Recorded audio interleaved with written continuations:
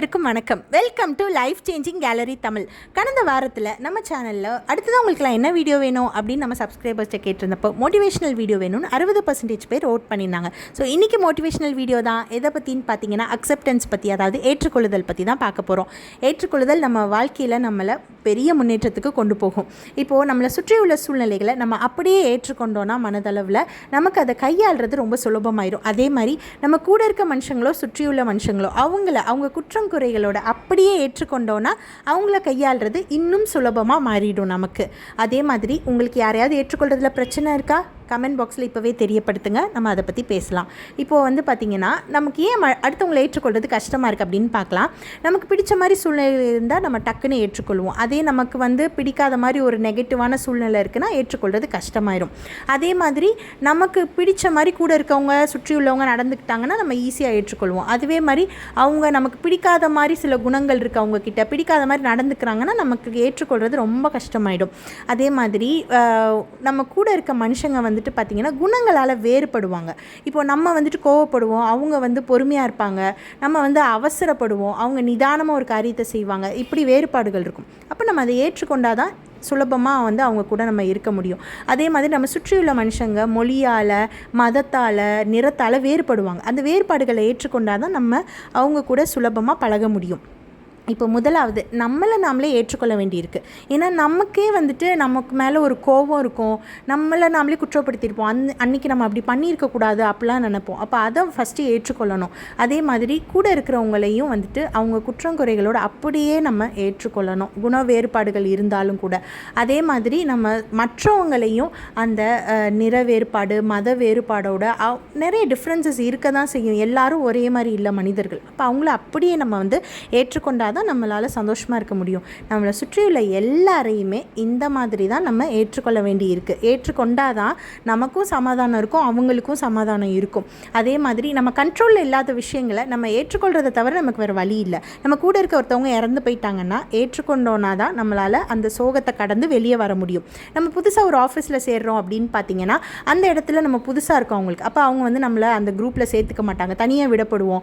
அவங்களுக்கு நம்மக்கிட்ட ஏதாவது பிடிக்கலைன்னா நம்மளை பற்றி புரணி பேசுவாங்க, இல்லை நம்மக்கிட்ட ஐ கான்டாக்ட் அவாய்ட் பண்ணுவாங்க, சரியாக பேசாமல் இருப்பாங்க, இல்லை நம்மளை அடுத்தவங்க முன்னாடி கிண்டல் பண்ணுவாங்க. இந்த மாதிரி சூழ்நிலைகள் இருக்குது. அப்படின்னா என்ன பண்ணலாம் அப்படின்னு பார்த்தீங்கன்னா, நம்ம லோன்லியாக இருக்கிற அந்த டைமை நம்ம மைண்டை இயற்கையோடையும் நல்ல புத்தகங்களோடையும் செலவிடும்படி நம்ம கன்வின்ஸ் பண்ணிக்கலாம்.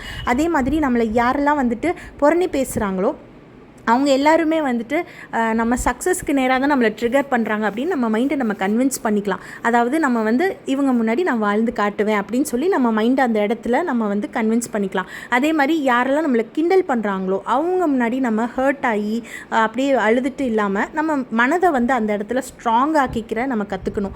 அதே மாதிரி பார்த்திங்கன்னா நம்ம கிரியேட்டர் ஆகிய காட் கூட கான்டாக்டில் ஏற்படுத்திக்கிட்டு நம்ம ஆள் மனதோட நம்ம ஒரு கனெக்ஷன் ஏற்படுத்தி சுய பரிசோதனை பண்ணி பார்க்கணும். நான் எப்படி இருக்கேன், எந்த மாதிரி நடந்துக்கிறேன், இன்னும் லைஃப்பில் பெட்டராக எப்படி நம்ம போகிறது அப்படின்னு சுய பரிசோதனை பண்ணிங்கன்னா வெற்றி கிடைக்கும்.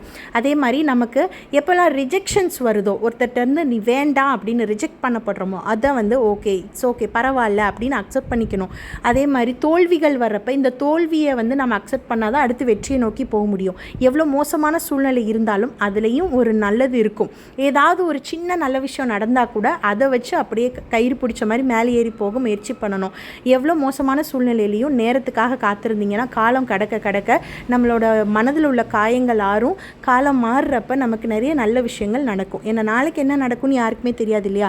வெற்றி பெற்ற ரத்தன் டாட்டா அவர்களுடைய வாழ்க்கையில் இருந்த சேலஞ்சஸ் பற்றி ஃபர்ஸ்ட் பார்க்கலாம். டாட்டாவுக்கு 10 வயது இருக்கும்போது அப்பா அம்மா பிரிஞ்சுட்டாங்க. அதுக்கு அவருடைய பாட்டி நவாஜ்பாய் டாட்டா முறையாக அவரை தத்தெடுத்து வளர்த்தாங்க. 1961 டாடா ஸ்டீல்ஸ் நிறுவனத்தில் கடைநிலை ஊழியராக சேர்ந்தார். நெல்கோ நிறுவனத்தின் பங்குகள் சரிந்த போது அதை மீட்டெடுத்து வெற்றி பெற்றார். புது தலைவராகிய திரு ரத்தன் டாட்டா அவர்களை பல ஆண்டுகளாக அந்தந்த நிறுவனங்களில் தலைவர்களாக இருந்தவர்கள் கடுமையாக எதிர்த்தனர். இதை சரி செய்ய திரு டாடா அவர்கள் ஓய்வு பெறும் வயதை நிர்ணயித்தார். திரு ரத்தன் டாடா அவர்களுடைய தனிப்பட்ட வாழ்க்கையை குறித்து சொல்லணும்னா, அவர் திருமணம் செய்து கொள்ளலை.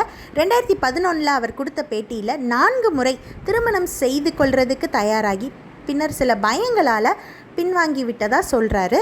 திருமணம் செய்து கொள்ளல, பிள்ளைகளும் இவருக்கு இல்லை. ரத்தன் டாட்டா அவர்களை குறித்து சுருக்கமான ஒரு அவரோட வாழ்க்கையில் இருந்த சவால்களை மட்டும் பார்த்தோம். அவரோட வாழ்க்கையில் அவங்க 10 வயசாக இருக்கும்போது பெற்றவங்க பிரிஞ்சிட்டாங்க. அவர் அவங்க பாட்டி தான் வளர்க்குறாங்க. அதுக்கப்புறம் ஃபாரினில் போய் அவர் நல்லா ஒரு அவருக்கு பிடிச்ச மாதிரி ஆர்கிடெக்சர் பண்ணுறாரு. அதுக்கப்புறம் அவங்க பாட்டி பாதியிலே இங்கே கூப்பிட்றாங்க. அவர் ஒரு பணக்கார குடும்பத்தை சேர்ந்த ஒருத்தரை டாடா ஸ்டீல்ஸ் நிறுவனத்தில் அவர் கடைநிலை ஊழியராக ஒரு சாதாரண மனுஷனாக சேர்த்து விட்றாங்க. அவர் அதையும் அக்செப்ட் பண்ணிக்கிட்டு தான் அடுத்து படிப்படியாக மேனேஜராக, அடுத்து லாஸ்ட்டில் அந்த குழுமத்தோட தலைவராக அவர் முன்னேறி வராரு. அப்போ அவர் எல்லா சூழ்நிலையிலும் ஏற்றுக்கொண்டதுனால தான் அவரால் வெற்றி பெற முடிஞ்சுது.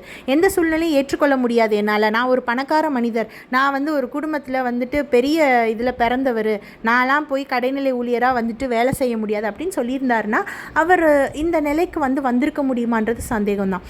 அவர் வாழ்க்கையில் அவங்க அப்பா அம்மா பார்த்திங்கன்னா சண்டை போட்டு பிரிஞ்சதுனால அவர் வாழ்க்கையில் பயங்கள் இருந்திருக்கு.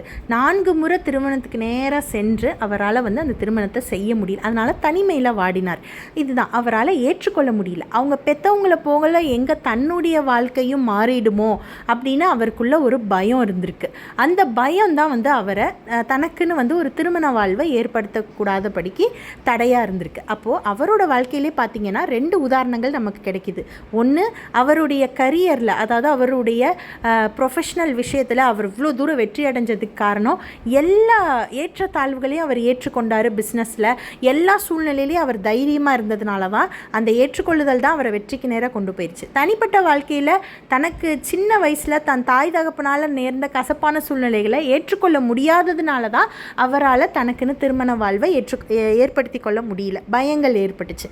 அப்போது ஒரு வெற்றி பெற்ற மனிதரோட வாழ்க்கையில் 2 பக்கங்களை நம்ம பார்க்குறோம். அதே மாதிரி தான் நம்ம வாழ்க்கையிலையுமே நம்ம ஒரு சில விஷயங்களை ஏற்றுக்கொள்ள முடியலன்னா அதில் வெற்றி அடையவே முடியாது. ஏற்றுக்கொண்டோம் அப்படின்னா எவ்வளோ பெரிய பிரச்சனையும் எவ்வளோ கஷ்டமான மனிதர்களையும் கையாள்வது மிகவும் சுலபம். பயனுள்ளதாக இருந்தால் பகிரவும். நன்றி.